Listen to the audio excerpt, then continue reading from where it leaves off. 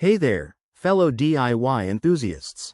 If you're staring at that frustrating 0E error code on your Samsung dishwasher, don't worry, we've got you covered. In this video, we'll break down what this error means, why it's happening, and the simple steps to get your dishwasher running smoothly again. Let's dive right in. First off, the 0E error code on Samsung dishwashers typically indicates a problem with water intake. It means your machine isn't getting the water it needs to operate properly. This could be due to issues like low water pressure, a kinked inlet hose, or even a clogged filter blocking the flow. Understanding this is key because it helps us pinpoint the root cause quickly. Now, let's talk about the common causes. One major culprit is a restricted water supply.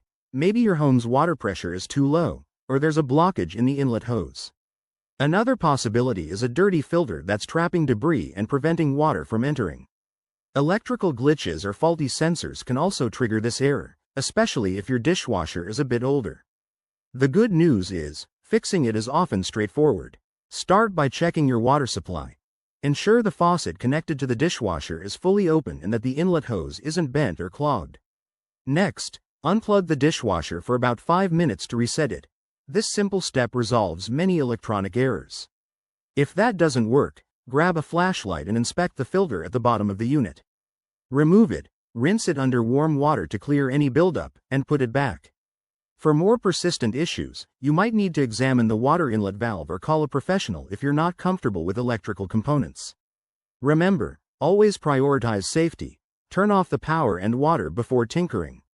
By following these steps, you should have your dishwasher back in action in no time.